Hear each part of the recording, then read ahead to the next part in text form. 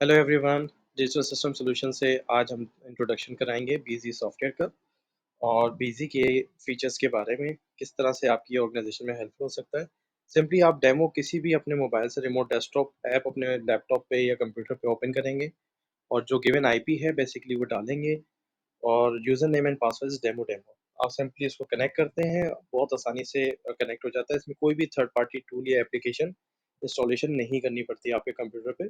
आप सिंपली इसको यूज़ करते हैं फॉर आवर क्लाउड वर्जन ना, जो हम सिर्फ 2000 रुपीज़ में दे रहे हैं। We have offline module also, तो आप वो भी आप चला सकते हैं। दोनों फीचर्स हमारे पास अवेलेबल हैं और दोनों प्राइसिंग भी अकॉर्डिंगली हमने अपनी वेबसाइट पे डिटेल की हुई है। एक कंपनी क्रिएट हो जाती है। अब आपने कंपनी क्रिएट करनी है एंड सिंपली अपना फिजिकल ईयर डालना है। ये आपकी कंपनी क्रिएट बटन पे क्लिक करते हैं, कंपनी क्रिएट हो जाती है। आपका ओपन हो जाता है सिंपली वाउचर, सेल वाउचर। इसमें बहुत सारे फीचर्स हैं, देखें आप। सेल्स में परचेज, प्रोडक्शन, अकाउंट्स, अकाउंट्स के तकरीबन जितनी भी चीज़ें सारी की सारी इसमें अवेलेबल होती है। बेसिक मॉड्यूल में सारी चीज़ें अवेलेबल हैं, सिर्फ उसमें प्रोडक्शन, सेल्स, कोटेशन, ऑर्डर, चालान, इस तरह की चीज़ें नहीं है जो अभी हम इनेबल कर रहे हैं अपने फीचर्स में। आप देखें इसमें सारी चीज़ें फंक्शन है, सिर्फ आपको इनेबल डिसेबल करने होते हैं when you are using enterprise module. जैसे जैसे ऑर्गेनाइजेशन स्केल करती रहती है वैसे वैसे उसकी नीड बढ़ती रहती है, तो उस सिस्टम में सारी फंक्शनैलिटी है। ये बेसिकली पूरा ईआरपी सिस्टम है। आपको जो चीज़ इसमें इनेबल करनी होगी सिंपली आप क्लिक पे इनेबल कर देते हैं, डिसेबल कर देते हैं। जो आपको चीज़ चाहिए आप वो इनेबल करेंगे, इसमें सिंपली आ जाएगी। लेट्स स्टार्ट के इसमें किस तरह से हम कोटेशन बनाते हैं। बहुत सिंपल फीचर्स हैं। F3 का बटन दबाते हैं किसी भी मास्टर्स को क्रिएट करने के लिए।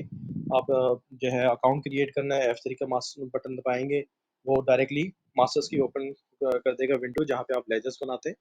उसमें आप अपना अकाउंट लेजर बताएंगे, पार्टी का नाम बताएंगे और ग्रुप बताएंगे। मिसाल के तौर क्रेडिटर्स है या डेटर्स है, वो आपने बताना है। और उसको सिंपली, अगर आप उसकी bill bye bill detail maintain करना चाहते हैं तो वो सिंपली यस और नो करेंगे, सेव कर देंगे। आपके पास देखिए पार्टी क्रिएट हो गई। अगर इसी तरीके से आइटम क्रिएट करना है, सेम प्रोसीजर, F3 दबाएंगे, आपके पास मास्टर्स क्रिएट हो जाता है। उसकी विंडो क्रिएट होगी, आप उसमें सारी डिटेल देंगे, आपके पास ओपन हो जाती है। इसी तरीके से अगर मास्टर्स के अंदर भी कोई आपने ग्रुप ऐड करना है, वहाँ पे भी F3। तो सिमिलरिटी हर जगह पे है, मतलब इसकी शॉर्टकट्स हैं। F3 का मतलब है बेसिकली कोई भी आइटम मास्टर्स जो है क्रिएट करना। अल्ट्रा एम का मतलब है किसी भी मास्टर्स को मॉडिफाई करना। और इसी तरीके से अगर आपने F6 करना है तो किसी भी इंसर्ट करना है रो को। इसी तरीके से F8 करते हैं तो किसी भी रो के अंदर, F9 करते हैं तो फिर किसी भी रो को डिलीट कर देता है। F8 का मतलब होता है वाउचर डिलीट करना। These are simple shortcuts throughout the system. तो ये आप जैसे जैसे यूज़ करते रहेंगे बहुत आसान है। अभी देखिए हमने एक वाउचर जैसे बेसिकली सेल का कोटेशन का सबमिट किया था। अब हम दूसरा एक और बना रहे हैं जिसमें हम चाहते हैं कि हमारे पास वारंटी या एटलीस्ट बैच वाइज एक्सपायरी का सिस्टम अवेलेबल हो। जैसे मेडिसिन वगैरह लोग स्टोर कर लेते हैं अपने पास, तो उनको ये चेक करना होता है कि भाई मेडिसिन हमारी जो है वो एक्सपायरी के साथ अवेलेबल हो, और सिस्टम हमें गाइड करे कि 15 दिन में एक्सपायर हो रही है, 30 दिन में कौन कौन सा प्रोडक्ट एक्सपायर हो रहा है, या तो मैं उसको जल्दी सेल लगा के उसको फारिग कर दूं, जो अक्सर आप बड़े बड़े स्टोर्स पे देखते हैं। तो इसी तरीके से आप अपने सिस्टम में भी कर सकते हैं कि आपके पास कौन सा जो है इन्वेंट्री एक्सपायर होने वाला है, आप उसको पहले जो है सेल पे लगा दें, ताकि वो जो है जल्दी आपके पास से एग्जिट हो जाए और आप अपनी सेविंग कर सकें। इसी तरीके से आपने इसमें सीरियल नंबर दिया जिनका ऑप्शन है, जिसमें वारंटी मेंटेन करने का जो है, आपको कंपनी ने वारंटी दी, आप अपनी लोकल वारंटी देते हैं। खास तौर पे जिस तरह के सोलर का जो लोग काम कर रहे हैं, उनको अपने इधर इंटरनली मैनेज करना होता है कि आपने इन्वेंट जो है एक पर्टिकुलर डेट दी हुई है, तो वो पर्टिकुलर सीरियल नंबर इशू हो जाएगा और उसके हिसाब से जो है वो उनकी वारंटी की डेट और टाइम फिक्स हो जाएंगी, सिस्टम के अंदर मेंटेन हो जाती है। हर चीज़ सिस्टम के अंदर बआसानी की जा सकती है। सिंपली हम इसको आइटम मास्टर्स को क्रिएट करते हैं, सेव कर देते हैं उसके पर्टिकुलर ग्रुप में। उसकी प्राइसेस अगर आपने रखनी है तो सेल वाउचर में आप चाहते हैं कॉन्फ़िगर हो जाए, तो आप सिंपली सेल वाउचर के अंदर उसकी सेल प्राइस मेंटेन कर दें। इसी तरीके से परचेज़ में चाहते हैं परचेज़ वाउचर में आ जाए, तो आप मास्टर्स में ही परचेज़ प्राइस मेंशन कर देंगे तो ऑटो वाउचर के अंदर रिफ्लेक्ट करेगी। इसमें मज़ीद आपको हेल्प करने के लिए कि आप कोई एक आइटम ऐड करते हैं तो उसके से रिलेटेड कोई डिस्क्रिप्शंस आपको मज़ीद यानी कि उसमें नोटिंग करवानी है, तो आप वो नोटिंग भी इसमें सेव कर सकते हैं। अच्छा, बैच वाइज जैसी डिटेल इनेबल करते हैं मास्टर्स के अंदर, बाद ये होता है कि कोई भी फीचर फर्स्ट टाइम इनेबल करते हैं तो उसमें ये प्रॉब्लम आती है कि आपको जो है वाउचर से बैक होना पड़ता है, एग्जिट होना पड़ता है, तब जाके वो सेव होगी। अदरवाइज वो फौरी तौर पर रिफ्लेक्ट नहीं करेगी। जब वो फीचर इनेबल हो गया ना, उसके बाद आप कितनी मतलब भी किसी आइटम में अपडेट करेंगे तो ऑटोमेटिकली वो इनेबल हो जाता है। उसके लिए विंडो एग्जिट करने की ज़रूरत नहीं पड़ती है। इस केस में देखें इन्होंने ऐड करने की कोशिश की है लेकिन इनसे हो नहीं रहा। जब वो सेव करते हैं तो उनको यही प्रॉब्लम आ रहा है कि वो जो है उनके पास एक्सपायरी वाला सिस्टम मेंटेन नहीं हो रहा, सिस्टम उनसे पूछ भी नहीं रहा। दूसरा ये कि कोटेशन में या परचेज कोटेशन में या ऑर्डर्स में ये कभी भी एक्सपायरी का ऑप्शन इनेबल नहीं होता। आपको या तो मटेरियल रिसीव फ्रॉम पार्टी में आएगा जहाँ पे आप जीआरएन बेसिकली आपके पास आती है, या आपके पास सेल या परचेज पे आएगा, रिफ्लेक्ट करेगा जहाँ पे आपने उसको इनेबल किया हुआ है। क्योंकि बेसिकली जब आपके प्रोडक्ट एक्चुअली इन हैंड है तभी आप उसके ऊपर एक्सपायरी इनेबल करेंगे। तो देखिए यहाँ पे हमने जैसे ही डालेंगे तो ये ऑटोमेटिकली अभी हम परचेज पार्टी ओपन करते हैं, परचेज में आके तो हम पार्टी इनेबल करते हैं। अच्छा, इसमें एक बड़ी अच्छी फंक्शनलिटी ये कि नॉर्मली दूसरे सिस्टम्स के अंदर हर किस्म जैसे सेल के लिए अलग पार्टी खोलते हैं, परचेज के लिए अलग खोलते हैं। बीजी में ये है कि आपको एक ही पार्टी खोलनी है, वो हर जगह आपके लिए सेम ही है ताकि आपके लिए यूनिक पार्टी रहे। आपको टेंशन नहीं हो कि कौन सी पार्टी को जो है कभी सेल में खोली है कभी परचेज में खोली, उसकी वजह से कॉन्फ्लिक्ट ना हो। ये सिंपली देखिए इन्होंने बैच वाइज सिस्टम पे जो बैच डेट दी हुई थी जो प्रोडक्ट के ऊपर वो उन्होंने डाली, उसकी एक्सपायरी डाली और सेव कर दी। और सिस्टम आपको गाइड करेगा बेसिकली कब एक्सपायर होने वाली है, तो उस वक्त आपको सिस्टमेटिकली अलर्ट भी जनरेट करता है और इसकी आप रिपोर्ट जाके व्यू करना चाहेंगे तो आपको बेसिकली सिस्टम वहाँ पे भी रिपोर्ट्स में गाइड करेगा कौन कौन सी आपके प्रोडक्ट अवेलेबल हैं जो एक्सपायर हो रही हैं सिंपली। अब देखें आप इसको रिपोर्ट में जाके देख भी सकते हैं कि मेरे पास कौन सी प्रोडक्ट एक्सपायर होने वाली हैं, उनकी हम बाकायदा यहाँ पे व्यू कर सकते हैं डेली बेसिस और आपको हर टाइम के बाद बेसिकली सिस्टम के अंदर वीकली बेसिस पे अगर आप रिपोर्ट देखना चाहें तो वो भी आपको दिखेगी। और इसमें सिस्टम बाकायदा शो करेगा कि कौन सी चीज़ एक्सपायर हो रही है या एक्सपायर हो चुकी है आपके पास, ताकि आप उसको अपने इन्वेंट्री से निकालना कल ना करे आपको कोई पेनल्टी या किसी किस्म की चीज़ें ना लगे। सिमिलरली आप इसके अंदर और भी बहुत सारे फीचर्स हैं, मिसाल के तौर पे अगर लोग प्रोसेस बनाना चाहते हैं सेल के लिए तो सबसे पहले उन्होंने अपने पास प्रोसीजर बनाया था, सेल कोटेशन आएगी, फिर उसके बाद ऑर्डर आएगा, फिर उसके बाद सेल जो है मटेरियल चालान बनेगा, फिर चालान जितनी मतलब चले जाएँगे उस चालान की एक इनवॉइस बनेगी। तो सिस्टम में चारों फीचर्स हैं, आप किसी एक प्रोसेस को स्किप करना चाहते हैं या सारे प्रोसेस को स्किप करके आप डायरेक्टली सेल चलाना चाहते हैं, सब इसमें पॉसिबिलिटी है। अब देखिए आप यहाँ पे हम बिल्कुल सेल ऑर्डर बनाने जा रहे हैं, तो सिंपली हमने क्लिक करना है और देखें ऑर्डर F8 का बटन दबाते ही वो ऑर्डर पिक कर लेता है कि भाई आपके पास कोटेशन कौन सी थी, उससे उसने ऑटोमेटिकली सेल ऑर्डर बना दिया। इसी तरीके से जब सेल बनाने जाते हैं आपके पास सेम फंक्शनलिटी है, F8 दबाते हैं तो वो सेल ऑर्डर पिक कर लेगा ऑटोमेटिकली। तो अगर आपने चालान बनाया होगा तो आपने पहले उसमें जाके चालान पे क्लिक करेंगे, तो वो चालान इसके साथ इनेबल करेंगे तो ऑटोमेटिकली वो चालान की बेसिस के ऊपर इनवॉइसेस निकलने लगेगा। रिपोर्ट भी बहुत सिंपल है, जस्ट क्लिक के ऊपर रिपोर्ट उसकी जो है कॉन्फ़िगर हो जाती हैं और आपको अपने हिसाब से कस्टमाइज़ रिपोर्ट अगर बनवानी है तो हम उसमें भी आपकी पूरी-पूरी हेल्प आउट करते हैं। इसी तरीके से आपने अगर आपने पूरे सिस्टम के अंदर कोई और चीज़ ओपन करवानी है, मिसाल के तौर पे कोई पेमेंट वगैरह का वाउचर है, आपको उसकी कुछ कस्टमाइज़ेशन करानी है, कोई ट्रांज़ैक्शन रखवानी है, तो सिस्टम में बहुत सारे फीचर्स बाय डिफ़ॉल्ट इनेबल हो जाते हैं। बाकी छोटी-मोटी चीज़ें अगर आपको ऐड ऑन करानी है, तो हमारी कंपनी उसमें आपको पूरी सपोर्ट करती है। अब आपने जैसे इसके अंदर हमने पेमेंट के लिए बैंक अकाउंट खोलना था, तो हमने बैंक अकाउंट भी देखें सिंपली F3 क्रिएट किया और बैंक अकाउंट ओपन हो गया। मास्टर्स क्रिएट करने के लिए सिंपल F3 का फीचर है, आप उससे बेसिकली जो है मास्टर क्रिएट कर सकते हैं। ये देखें एडजस्टमेंट आ रहे हैं, जिसमें परचेज़ इनवॉइस ली थी, तो उसमें बाकायदा बिल बाय बिल डिटेल डली हुई थी, तो उसमें सिस्टम ने पूछा कि आपको किस तरह से कौन से चालान के अगेंस्ट उसकी एडजस्टमेंट करनी है। तो इट्स डिपेंड कि आप किस तरह से अपना सिस्टम को चलाना चाहते हैं। सेम रिसिप्ट का केस है, रिपोर्ट जिस तरह से आपके अकाउंटिंग वाउचर हैं सब जगह एक जैसे होंगे। जैसे सेल के, परचेज़ के वाउचर हैं, सेल रिटर्न के वाउचर हैं, कोटेशन के सब एक जैसे ही होंगे। लेजर्स आपका कंट्रोल एल करके भी लेजर आ जाता है, वैसे डिस्प्ले में जाके अकाउंट्स में जाते हैं, वहाँ से भी लेजर मिल जाता है। तो रिपोर्ट्स तकरीबन 250 प्लस इसमें बाय डिफ़ॉल्ट अवेलेबल रिपोर्ट्स हैं। आप जो रिपोर्ट अपने हिसाब से खोलना चाहें खुल जाती है। अच्छा, क्लिक पे प्रॉफ़िटेबिलिटी नज़र आती है आपको।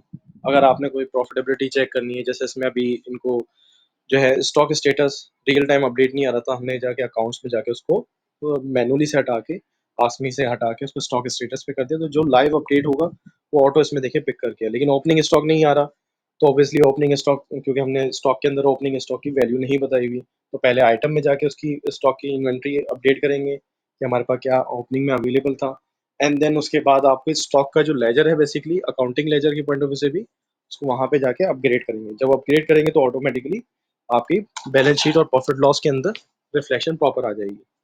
तो सिस्टम में हर चीज़ क्लिक के ऊपर अवेलेबल है, आपको कहीं इधर-उधर जो है कॉपी पेस्ट करने की ज़रूरत नहीं है, सारी चीज़ें सिस्टम से खुद ही बन जाती हैं। और अगर कहीं आपको हेल्प चाहिए होती है तो हमारी कंपनी आपके लिए अवेलेबल है और हम आपको प्रॉपर्ली गाइड कर रहे होते हैं किस तरह से आपने इसमें काम करना है। ये देखें बिल्कुल रिपोर्ट्स प्रॉपर तरीके से आ गई हैं। अब ओपनिंग भी आ गया, क्लोजिंग भी आ गया, पी&एल भी आ रहा है और सारी चीज़ें इसमें प्रॉपर तरीके से शो हो रही हैं।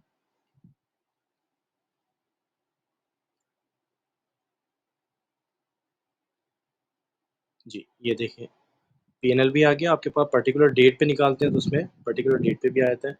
इसमें अगर मिसाल के तौर पे अभी आपको एक्सपेंस बुक करना है तो आप इसमें एक्सपेंस भी बुक कर सकते हैं, पेमेंट के वाउचर में जाएँगे, वहाँ से आपने एक्सपेंस वगैरह अगर रिकॉर्ड करने हैं आपने, फिर नॉर्मली अभी इसमें एक्सपेंस नज़र नहीं आ रहे, तो हम इसमें कोई सैलरी दी है या कोई फ्रेट का एक्सपेंस दिया है या कोई मिसलेनियस एंटरटेनमेंट एक्सपेंस हुए हैं, तो आप अपने पेमेंट के अंदर जाते हैं और वो सारे एक्सपेंसेस वगैरह बुक कर लेते हैं। ये सिंपली हमने एक छोटी-सी एक्सपेंस की एंट्री बुक की थी सैलरी की, ये फर्ज़ी सैलरी डाली है बेसिकली, आप अपने हिसाब से जो भी एक्सपेंसेस होते हैं वो सेव करेंगे तो उसमें बाय डिफ़ॉल्ट अवेलेबल हो जाएँगे और सिस्टम पे जस्ट क्लिक के ऊपर सारी चीज़ें आ जाती हैं। जैसे-जैसे जो इन इन चीज़ें ऐड होंगी देखिए एक्सपेंसेस में रिकॉर्ड हो गया सैलरी का।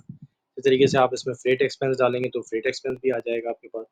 हर चीज़ इसके अंदर बहुत आसानी से अवेलेबल होती है।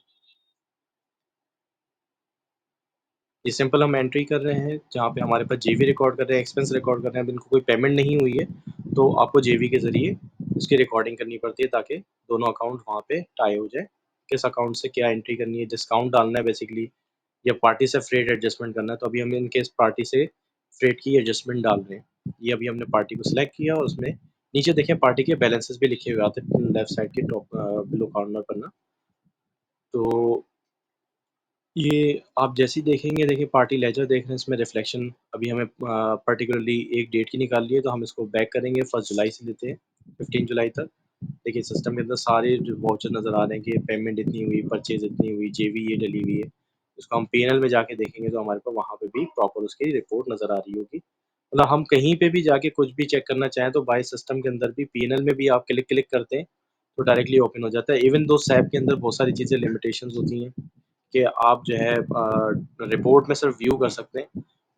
यहाँ पे तो आप डायरेक्टली रिपोर्ट पे जो व्यू आ रहा है आपने उसको क्लिक करना है वो आपको उसके पीछे वाउचर्स जो भी सपोर्ट है उसकी वो डायरेक्टली ओपन कर देता है। सिस्टम इतना एडवांस्ड है कि आपको हर चीज़ एक्सेसिबल हो जाती है कि आप पेमेंट वाउचर तक डायरेक्टली आ जाएँगे या जेबी बनी हुई है तो डायरेक्टली जेबी तक फॉलो कर जाएगी।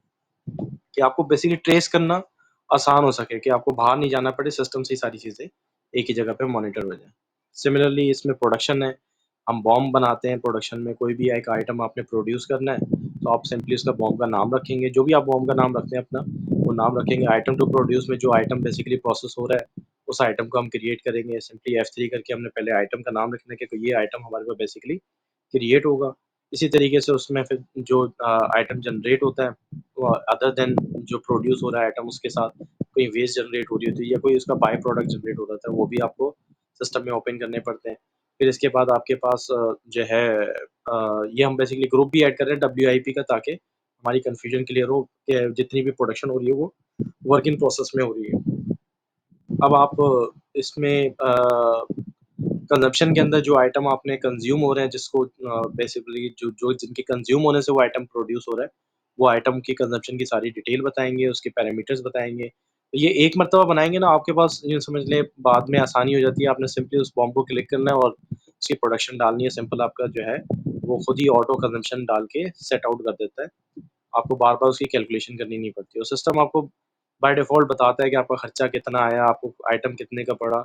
हर स्टेज पे आपको हेल्प करता है, इवन आपको सेलिंग में हेल्प करता है कि यार आपकी प्रोडक्ट इतने की लास्ट कॉस्ट करती है, आप इससे कम में बेचेंगे तो आपको नुकसान होगा। तो एक-एक चीज़ की आपको प्रॉपर गाइडेंस सिस्टम से मिल रही होगी टाइम टू टाइम। अब यहाँ पे हमने जैसे आइटम प्रोड्यूस करना है, हमको बताना है 15 प्रोडक्ट्स हैं। अगर हमने चेक नहीं लगाया हुआ आइटम के ऊपर बाज़ का नेगेटिव स्टॉक का चेक नहीं लगाएँगे, तो नॉर्मली क्या होगा आइटम आपका सेव तो हो जाएगा, लेकिन उससे स्टॉक में इन्वेंटरी नेगेटिव खड़ी हो जाएगी। कहीं पे प्रोसेस में होता है कि वो बोलते हैं नहीं यार इसको ओपन ही छोड़ दें, ताकि हम लोग अपनी जो है बाद में करेक्शन करते रहेंगे।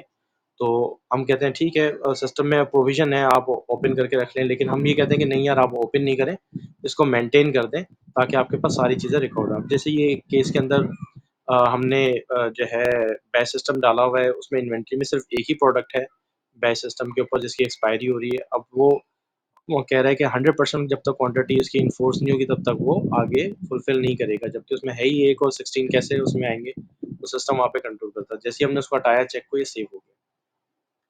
इसी तरीके से अगर आपने अपने बॉम्ब के अंदर जो भी चेंजेस करनी है, आप चाहते हैं कि नहीं यार नेगेटिव स्टॉक जाना ही नहीं चाहिए, तो इसमें सिंपली आप हर स्टेज पे आके इसको लॉक कर सकते हैं। कैश नेगेटिव हो तो वाउचर्स ही नहीं बने, तो आप वो मॉनिटर कर सकते हैं। इसके अंदर डिफाइन कर दें। कॉन्फ़िगरेशन में जाते हैं हम सिंपली, और वहाँ पे जाके इसको वार्निंग सिस्टम का ऑप्शन होता है, वहाँ पे हम इसको वार्निंग सिस्टम पे डिसअलाउ कर देते हैं। अभी हम यही दिखा देते हैं कॉन्फ़िगरेशन, ये वार्निंग सिस्टम देखें, यहाँ पे कैश नेगेटिव हो या स्टॉक नेगेटिव हो तो अलाउ ना करें। अगर नीचे मैंने सुपर यूजर बेसिकली तो सुपर यूजर से खोला हुआ है, तो उनके लिए सिर्फ वार्निंग कंसीडर करेगा, और लेकिन वो पोस्टिंग कर देगा। लेकिन अगर हम चाहें तो वो भी हटा दें कि चाहे सुपर यूजर क्यों ना हो, उससे भी ना पोस्ट हो।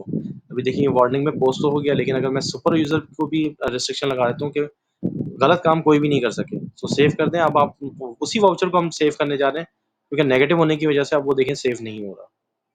बिल्कुल आपको डिसअलाउ कर दिया उसने कि ये नहीं हो सकता। तो सिस्टम की फंक्शनैलिटी एक-एक चीज़ के लिहाज से बग्स फ्री सिस्टम है, किसी भी किस्म की इसमें परेशानी नहीं आती। बाद औक़ात लोकल सॉफ्टवेयर लोग ले लेते हैं, बाद में परेशान होते हैं कि यार ये किस तरह से जो है इसमें प्रॉब्लम्स आ रही हैं, कभी कोई रिपोर्ट के अंदर एरर आए। तो इस समय रिपोर्ट्स में किसी भी किस्म के एरर्स के चांस ही नहीं है, और किसी भी लेवल के ऊपर, स्टेज के ऊपर सिस्टम आपको तंग नहीं करता, बहुत स्मूथ चलता है सिस्टम। बाद औक़ात लोग कंप्लेन कर रहे होते हैं कि यार विजुअल अपीलेंट नहीं है, तो भाई सैप भी नहीं है, वो तो माइक्रोसॉफ्ट डायनामिक्स भी नहीं है। क्यों आपने काम करना है यार बेसिकली, तो उसके लिए विजुअल अपील इतना ज़्यादा मैटर नहीं करता। आपको चीज़ें अपने हिसाब से सिस्टम के हिसाब से बेहतर होनी चाहिए, और वो ओके हम इसमें मुख्तलिफ रिपोर्ट बेसिकली देख लेते हैं। अब आप जैसे-जैसे रिपोर्ट्स आप निकाल के देखते रहेंगे, हर तरह की रिपोर्ट सिस्टम के अंदर बाय डिफ़ॉल्ट अवेलेबल है। तो आप प्रोडक्शन में देखेंगे क्वांटिटी कहाँ जा रही है, आपकी डेफ़िशिएंसी क्या है, स्टॉक में क्या चीज़ है। सिस्टम आपको पूरा एक-एक चीज़ की गाइड प्रॉपर तरीके से करता है। सिमिलरली आपने अपन प्रोडक्शन प्लानिंग के एस्पेक्ट से काम करना है, तो सिस्टम में प्रोडक्शन प्लानिंग का कॉन्सेप्ट भी अवेलेबल है। तो हम हर स्टेज के ऊपर अपने सिस्टम को प्रॉपर तरीके से गाइड करके चला सकते हैं। लेट्स स्टार्ट के सिस्टम के अंदर अगर हमने कोई यूज़र लेवल के ऊपर कोई चीज़ें करनी है, ऐड ऑन करना है, या कोई रिस्ट्रिक्शंस लगानी है, तो हम यूज़र लेवल के ऊपर रिस्ट्रिक्शन भी लगा सकते हैं कि भई उसके बाद पर्टिकुलरली सिर्फ सेल वाउचर के अलावा बाकी कोई एक्सेस आए ही नहीं। अच्छा, इसमें इतनी डिफाइंड लेवल तक की चीज़ें ना कि आपने यूज़र को एक पर्टिकुलर वाउचर देना, उस वाउचर में भी ऐड का देना ऑप्शन, व्यू का देना है, डिलीट का देना है, कैंसल का देना है, ये सारे देने हैं। You can configure everything. अब देखिए ना, हम इसमें एक टेस्ट का एक वाउचर बना रहे हैं बेसिकली, और उसको हम सिंपल कोई और एक्सेस दे ही नहीं रहे, बहुत लिमिटेशंस दे रहे हैं कि वो चेंज फाइनेंशियल ईयर कर ले, और बाकी सिर्फ सेल और परचेज़ का काम करे, बाकी उसके अलावा कोई और चीज़ उसके ऊपर ओपन ही नहीं है। तो सिस्टम में बाकी सब चीज़ें जो है वो लॉक हो जाती हैं, सिर्फ़ उनके पास सेल और परचेज़ की एक्सेस होगी। तो एरर कंट्रोल करना, जैसे नॉर्मली लोग एक्सेल पे काम कर रहे होते हैं, अपना टाइम ज़ाया कर रहे होते हैं, तो गलती ज़ाहिर-सी बात है सिस्टम से जो है इंसान से हो जाती है। सिस्टम में बहुत सारे कंट्रोल्स लगा देते हैं, तो जब आप लिमिटेशंस रख देते हैं यूज़र लेवल के ऊपर, तो आपके लिए आसानी हो जाती है, भई इसके पास कोई फालतू विंडो आनी ही नहीं है। तो वो जो है गलत जगह जाएगा ही नहीं है, डायरेक्टली वहाँ पे जाएगा जहाँ पे उसका काम है, और उसको वो सेव करेगा, सिंपली वो चल जाएगी। जैसे अभी हम इसको ओपन करके देखते हैं यूज़र को, तो वो जो है बेसिकली अपने उसकी विंडो आपके सामने अपीयर होगी। देखिए हमने ये कॉन्फ़िगरेशन की है। अभी हम कंपनी ओपन करते हैं डेमो, और हम टेस्ट यूज़र के साथ अब लॉगिन करते हैं, जिसको हमने बहुत लिमिटेड राइट्स दी हैं, जिसमें सेल और परचेज़ आ रही होगी, या चेंज फाइनेंशियल ईयर होगा। देखिए इनके पास यूज़र का वो सिर्फ पासवर्ड चेंज कर सकता है, या फिर वो चेंज फाइनेंशियल ईयर कर सकता है, क्रिएट भी नहीं कर सकता फाइनेंशियल ईयर। अगर वो क्लिक करता है क्रिएट पे, तो सिस्टम उसको होल्ड कर देता है।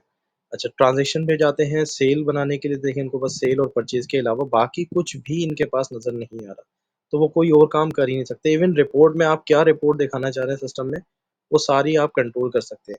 सिस्टम की इतनी बेहतरीन फंक्शनैलिटी, आप एक-एक चीज़ को अपने हाथ में कंट्रोल में रख सकते हैं कि मैंने किस यूज़र को किस लेवल के राइट्स देने हैं, और किस तरह के वो राइट रिज़र्व करता है। अगर अपनी प्राइवेसी, कॉन्फिडेंशियलिटी मेंटेन करना चाहते हैं, तो बहुत आसानी से इसमें मेंटेन हो जाती है।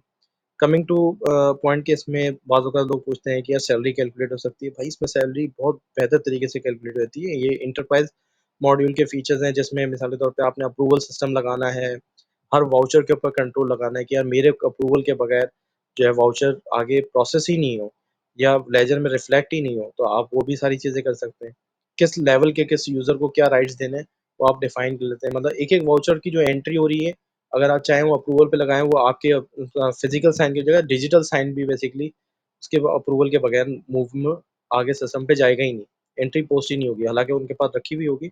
और किसी पे आपने ऑटो लिमिटेशन लगानी है कि यार मैंने ऑटो लिमिटेशन लगा दी कि इसमें जो है सर्टेन पैरामीटर्स के ऊपर वाउचर आता है तो अप्रूव हो जाए। मिसाल के तौर पे कैश का फ्रेट का एक्सपेंस है, मैं बोल रहा हूँ अगर ₹100 के दरमियान है तो अप्रूव हो जाए। तो हर चीज़ आप इसमें मेंटेन कर सकते हैं। इसी तरीके से पेरोल का फीचर है, पेरोल भी आप इसमें सिस्टम के अंदर अवेलेबल होता है। इतना एडवांस पेरोल है बेसिकली, आपने कॉस्टिंग के सिस्टम बेसिकली प्योरली बना ही अकाउंटिंग के लिए है, तो उसने हर लेवल के ऊपर इतने कंट्रोल्स लगाए हुए हैं कि किस स्टाफ की क्या सैलरी रखनी है और किस लेवल पे उसको जो है पोस्ट करना है। अगर आपने कोई एक्सपेंस हेड अलग-अलग बनाए हुए हैं या डिफरेंट बिज़नेस यूनिट बनाए हुए हैं, तो स्टाफ की जब सैलरी क्रिएट करनी है और वो पर्टिकुलर हेड्स में जाके खुद ही ऑटो पोस्ट हो जाएगी, उसके लिए अलग-अलग से जेवियाँ नहीं बनानी पड़ेगी, नहीं यार ये मेरे फलाँ बिज़नेस 1 का एम्प्लॉयी है, ये फलाँ बिज़नेस 2 का एम्प्लॉयी है। इसमें अगर आपने शेयरिंग भी होती है तो वो भी कॉस्ट सेंटर्स डिवाइड हो जाते हैं, तो कॉस्ट सेंटर से शेयरिंग तक भी हो जाती है कि यार एक स्टाफ की 3 जगह सैलरी डिवाइड हो जाए तो वो सिस्टम 3 जगह डिवाइड भी कर देता है।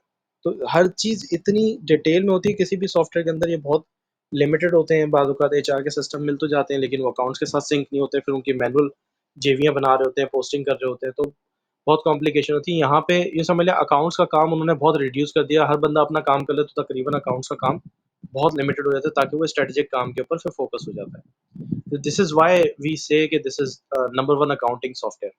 तो इसकी फीचर ही अकाउंट्स के हिसाब से बहुत ज़्यादा है। अब आपने पेरोल के अंदर लोन का फीचर इनेबल करना चाहते हैं, आप इसमें बिल्कुल लोन का फीचर भी होता है। आप इसमें डेली प्रोडक्शन वाली डेली वेजर की सैलरी बनाना चाहते हैं, वो भी आ जाती है। पीस रेट की सैलरी बनाना चाहते हैं, पीस रेट की भी आ जाती है। तो सिस्टम में इतनी डिटेल फंक्शनैलिटी है, आप हर चीज़ अपने अपने हिसाब से कर सकते हैं। बाज़ लोग कंफर्टेबल नहीं होते, नहीं यार मैं पेरोल अलग से बनाऊँगा, मैं अलग सॉफ्टवेयर पे रखूँगा। भाई आप एक जगह रखें ना, ईआरपी होता है किस लिए? ईआरपी में जब तक चीज़ें आप नहीं डालेंगे, तब तक आपको हेल्प नहीं मिलेगी।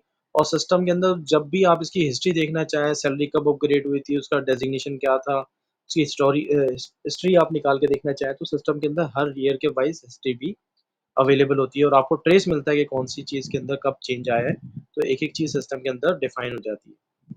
अच्छा, जब आप पेमेंट करने जा रहे होते हैं, तो सिस्टम आपसे पूछता है कि भई मिसाल के तौर पे किसी को एडवांस दिया आपने या किसी को लोन दिया है, तो पेमेंट के टाइम पे ही वो स्केड्यूल जो है अकाउंट्स वालों से कहेगा कि आप इसका अपडेट करें, कि यार ये इसको पेमेंट देने से रिकवरी कब-कब करेंगे। तो बाज़ औक़ात एचआर भूल जाता है क्योंकि दोनों के क्रॉस फंक्शनल डिपार्टमेंट होते हैं, कभी वो इन्फॉर्मेशन देना भूल गया, कभी ये देना भूल गया। तो एक-दूसरे से चीज़ें एक्सचेंज होने में बहुत प्रॉब्लम होती है। यहाँ तो आपने पेमेंट वाउचर डालना है, उसने फ़ौरन स्केड्यूल माँग लेना है कि भई आप मुझे एक शेड्यूल बताएँ कि क किस तरह से इसकी रिकवरी करेंगे। आपने रिकवरी रिटर्न डाल दी सिस्टम के अंदर, वो फ़ीड हो जानी है। वो एचआर के पास ऑटो डिस्प्ले हो जाएगी कि भई इन्होंने ये रिकवरी डाली है। तो एचआर भी जाके उसका लेजर चेक करना चाहे एम्प्लॉयी का, तो हम उसको पर्टिकुलर लेजर की एक्सेस दे देते हैं, वो जाके उसको व्यू करे और वो बेसिकली अपनी रिपोर्ट निकाल सकता है। तो ये हर लेवल के ऊपर एक्सेस इतनी एडवांस्ड है कि हम अपनी इन्फॉर्मेशन को किस हद तक कंट्रोल करना चाहें, वो सारी कंट्रोल रहती है। ऑटोमेशन चाहते हैं कि भई पेरोल में ऑटोमेशन हो, कि खुद ही सैलरी कैलकुलेट हो जाए। आपने सिर्फ अटेंडेंस जो है वो आउटसाइड ऑफ द सिस्टम होती है उसकी, हम वहाँ पे भी फंक्शनैलिटी आपको ऐड ऑन करते हैं, वहाँ पे थोड़े से चार्जेस ज़रूर लेते हैं, लेकिन आपको कॉन्फ़िगर करके दे देते हैं कि भई आपने अटेंडेंस आपकी ज़ेड के टाइम से मिसाल के तौर पे अटेंडेंस मशीन पे बन रही है, सिस्टम में डाला, अपलोडर चलाया, ऑटोमेटिकली आपकी सैलरी कैलकुलेट होके नंबर ऑफ डेज़ आ गए हैं सिस्टम में, इन होते हैं और आपके काम हो जाता है। अब देखिए यहाँ पे हम पेमेंट वाउचर जैसे ही ऐड करेंगे एडवांस का या लोन का, तो सिस्टम में ऑटो जो है वो सारी चीज़ें कॉन्फ़िगर करेगा और पूछेगा कि यार मैं इसका आप डालना तो चाह रहे हैं, इसका हमें फौरी तौर पे स्केड्यूल डिफ़ाइन कर दें। जब हम स्केड्यूल डिफ़ाइन कर देंगे ना, तो ये ऑटो एचआर के पास भी अपडेट हो जाएगा और पेरोल जब वो बनाएँगे, गलती होने के चांसेस यहाँ से एलिमिनेट हो जाते हैं। जब भी वो पेरोल बनाएँगे ऑटोमेटिकली ये इसको कंसीडर कर लेगा, सेव कर लेगा और इसमें देखिए एक-एक डिटेल भी बनाई जा सकती है।